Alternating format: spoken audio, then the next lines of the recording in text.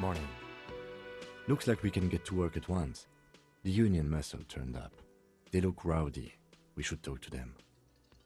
Everything points to the dock workers' union.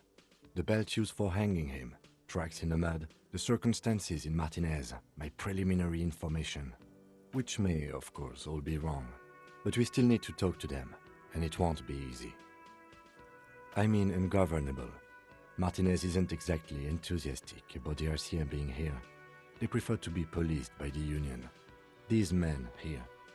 Men who drink beer for breakfast? There's talk of an armed wing of the union called the Hardy Boys, who are responsible for state policing. I think it's them. I completely forgot. Sorry, I had a rough night's sleep. It's them by the looks of it.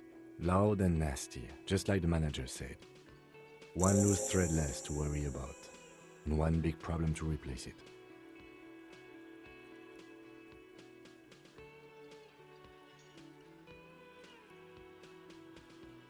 That would just escalate tensions. No captain would sign off on it. Solving one murder isn't worth a conflict between the RCM and the Debarders Union. In fact, even the death of 2 detectives might not warrant an all-out war. So let's keep a cool head, okay? One more thing before we do. We don't have to talk to them immediately. We can walk right past them, continue with our business. Good. A power move. Purposefully concentrate on something else first. Yeah, streetwise. Zoom right past. Do it on your own terms. But aren't you curious to know what they have to say about the murder? They're in no hurry to leave. They think they own the place. Anyway, I leave that choice to you. Whatever you decide is fine by me.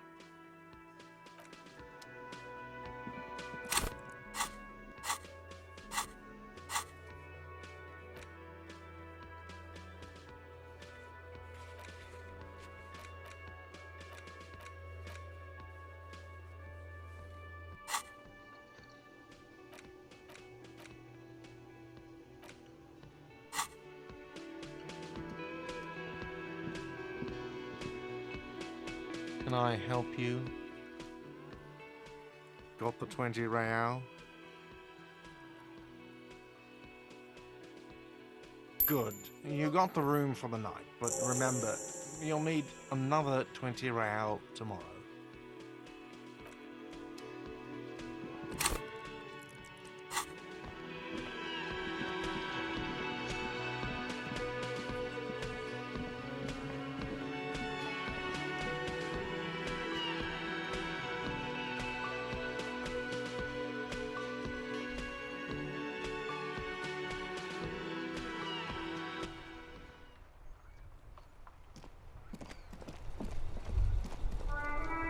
In the morning light, the white on blue police livery on the motor carriage cannot but catch your eye.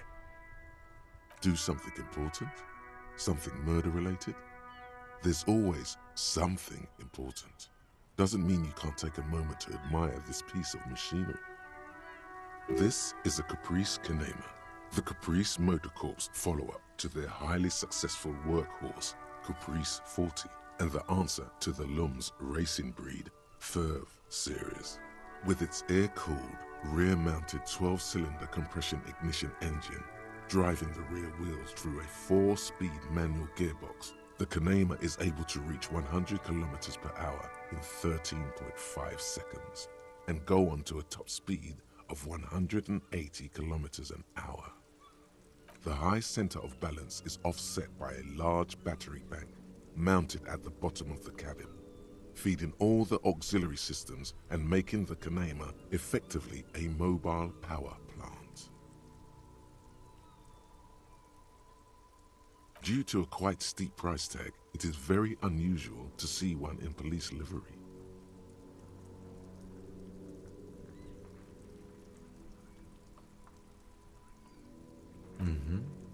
You want to take a closer look? 130. I reckon that's a 7-liter V12 there. 7.2. Supercharged. Saying these words brings him immense joy.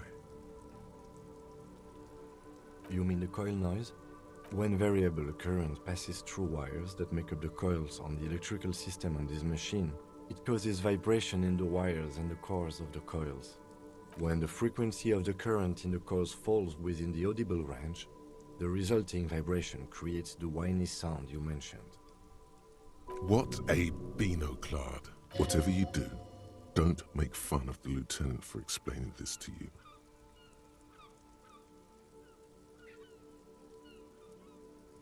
I have pretty much maintained my vehicles by myself ever since one was assigned to me.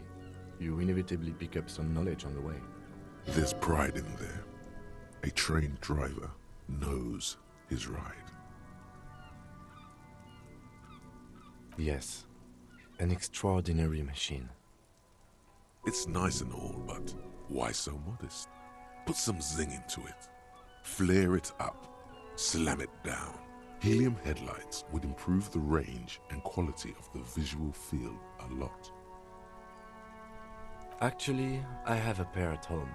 Just haven't gotten around to fitting them yet. I need to lay some wiring for the ballast first. Maybe. Yes, definitely maybe.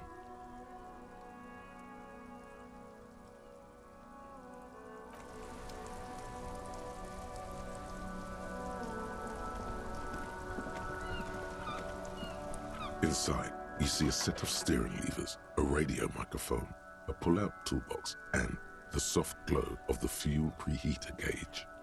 As you tap on the gauge, the indicator pin jerks as if startled. It's in the large orange sector, indicating the engine is warm. Next to the gauge is a red switch labeled heat. Now, that's enough fun with the foldable headlights. I know they are mesmerizing. They are also fragile. I'm not going to turn it on for you again. This is Precinct 57. How may I assist you? Yes. The armor was produced by Fairweather in their facilities in Bétancourt, sur la Clé in 42. It was part of a special order for Corps de Pharmacie, a security firm contracted to protect the interests of Oranese pharmaceutical companies in the Semenine conflict. So, it seems the armor went to Semenine. That's where the paper trail ends, though. Even the firm has proven difficult to track. Corps de Pharmacie has been renamed several times over in the years since the armor was issued. The most recently registered firm that the ICP has been able to connect to the CDP is a military contractor called Crenel, and the one before it was Downwell. I think they might be the same contractor. A suit of armor like this would have been manufactured with a particular person's physique in mind. You should ask for whom this suit was fitted. Hard to say. The client list is rather diverse and incomplete. The only constant seems to be that the mercenaries are always deployed in third and fourth world countries. Yes, but the ICP tends to be reluctant to share private sector records. I could try to talk them into it, though. This is a fun challenge for her, an opportunity to contribute beyond doing her job by rote. She'll gladly put in the extra effort for Team RCM. Glad to help. Call back tomorrow. Hopefully I'll have more for you then. Just a moment, officer. 10-4, come in, officer. Over. Okay, 10-4, sir. I hear you. Relay your question. Over. Wait. Before you say anything stupid, think it through.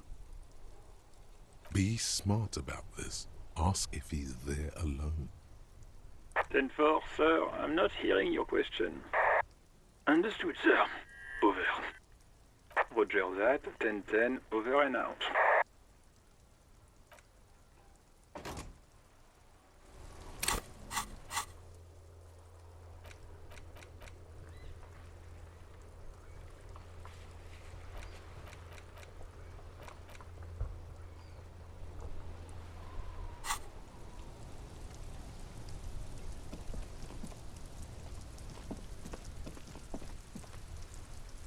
Yes?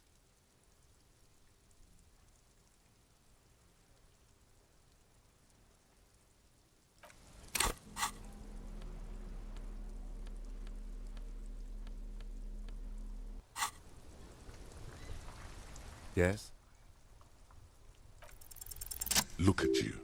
It's because you're a failure. They sent you to Slight, Precinct 57. Just think about it for a second. You're a raging alcoholic who showed up 3 days late and argues with his necktie. You weren't sent here to win. I've considered it. It would be immensely ugly of them, not to mention unprofessional, but I also think it's somewhat unlikely. I checked the records. This jurisdiction dispute, who polices Martinez, reaches back to the 30s. It's as old as my station. And all this time we can't decide who gets Martinez? I think, yes, both stations would prefer a win. I am the finest of nothing. Safe? No. But you're old. You've made it this far. Something has brought you through. We've only just started working together, so I don't know what it is yet. But it's there. So no, I don't think they sent you as a joke. And even if they did, they are in for a surprise.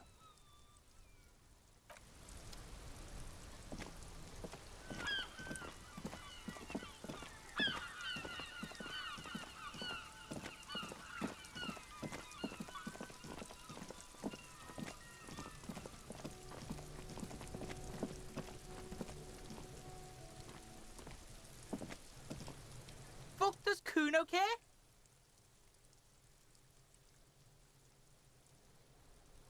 Kuno doesn't fucking care.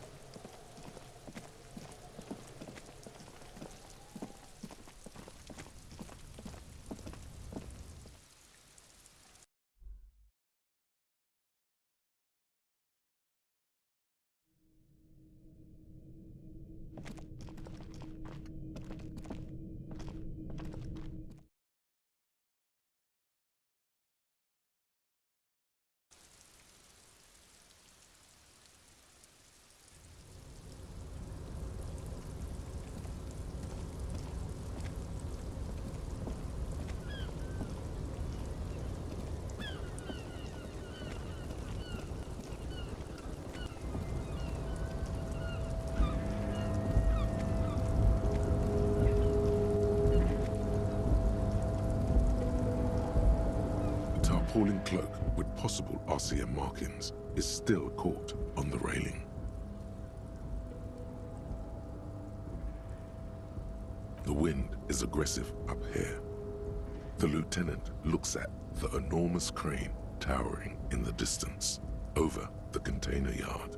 The look in his eyes is a mix of the engineer-like interest and the wonder of a 6-year-old seeing a horse for the first time. That machine is a Kvalsund 1020 HK. Is it? Kvalsund makes a lot of heavy equipment, but this is phenomenal, even for them. But I digress. We were focusing on your cloak here. I was under the impression we are on our way to meet the king of this castle under siege, Evrard, one of the people we're interviewing. This way, we may be able to get around his henchmen. Or it could be that we are just exploring. He's thinking you've forgotten where you are again. The cloak? I do think it's yours, yes. As to whether you should go for it? Well, it doesn't seem too dangerous. 2-meter stops. Whenever you're ready to do it, I'll be right behind you. The cloak looks like a bag of goodies floating in the wind. Who knows what its pockets may hide?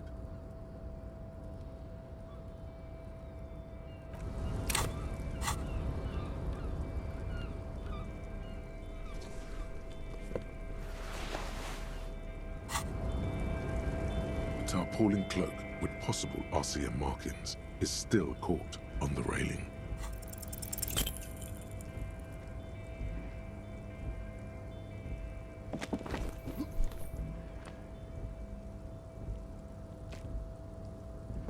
Nope, no. That's still too high. What were you thinking? You're not a gymnast, you're a boxer. And you've climbed way too high up here. You could have died there. Shit. I'm failing you. This wasn't part of our deal. I got you, Garte. Let me just adjust your breathing a little bit. There, isn't that better? Hey, what's happening? You okay? It's okay. You're just having a little panic attack. Try to breathe as slowly as you can, alright? The necktie lets go a little. Its vicious grip easing around your neck. Colors return to the world around you. Good. We can always come back when you are feeling better. It's just a cloak after all.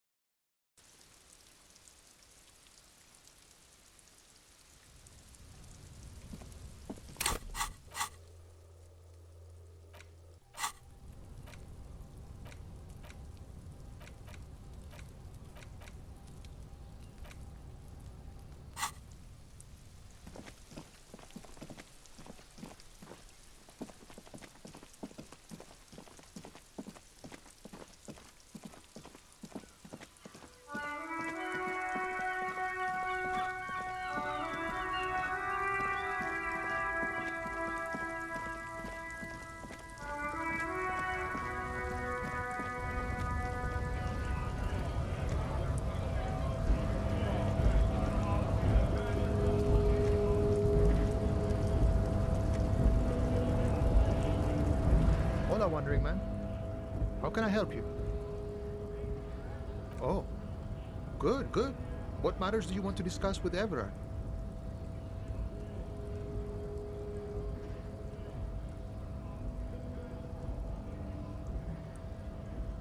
Everard's got a lot of knowledge about a lot of things, eh? Doesn't often dole it out, though. But sure, why not? I don't operate in that capacity. I'm not a granter of passage. The passage grants itself. If it's all so simple, why don't the strikebreakers just go up the stairs? Aye. Walk right past Measurehead and go... Yeah, the 2.5 meter tall Semini supremacist there. Walk right past him. Then press the button to unlock the door. Then go past him again. And you enter the arbor through the office. Está. Don't worry, I'm sure it's not completely impossible. For example, you could best Measurehead in a physical confrontation. Or you could convert to a Semini supremacist worldview. Or... maybe it actually is completely impossible. Not yet, no. He's... incredibly strong. Nothing a couple of solid hooks from Dexter and Sinister won't fix. Jean-Luc himself would say the philosophy has proven overly heroic for the scabs to convert to. Not enough intuition. Sure.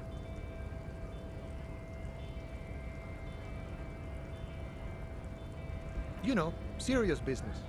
I'm sure the big boss will be glad to tell you. You'll have to ask him first. He's a chatty guy. Wants to talk about the strike. Return once you've met the union boss and are on a better footing with the organization. The man looks at the colorful piece of plastic, then at you, then back at the card, then at you again. But that's not you, officer. From back when you were not a cop, but a heavy-set, dark-skinned dock worker named Santiago Jean? Highly unlikely. I've known John for several years now. Also, you told me you're a cop, remember? How did you get his shift card? Oh, John's been out drinking himself blind again? He should watch his step, that John. Can I have the card? No, it will prove useful still. Believe your thieving fingers.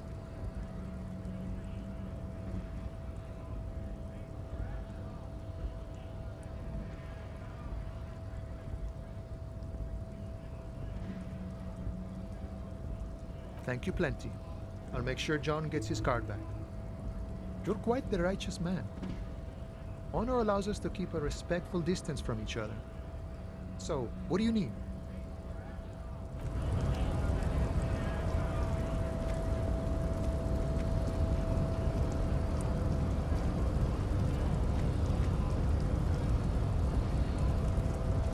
Your body betrays your degeneracy.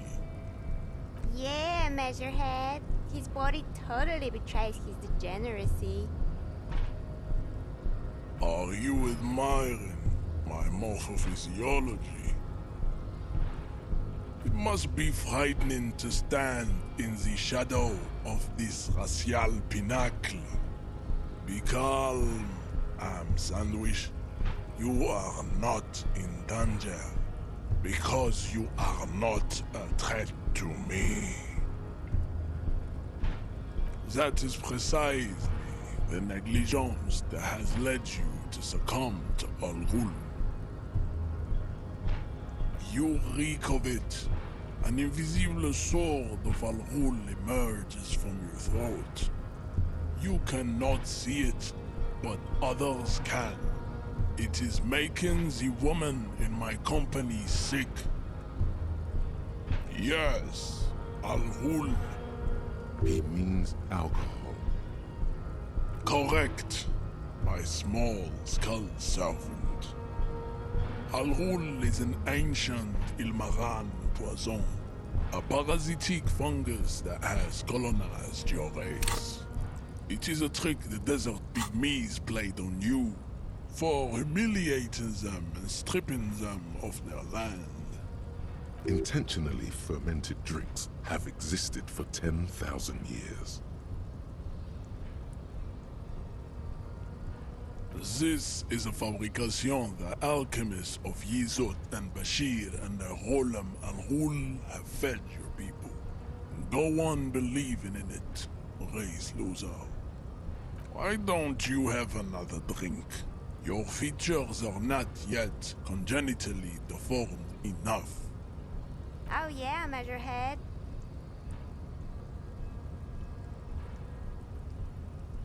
This is going well for Measurehead. It's not good.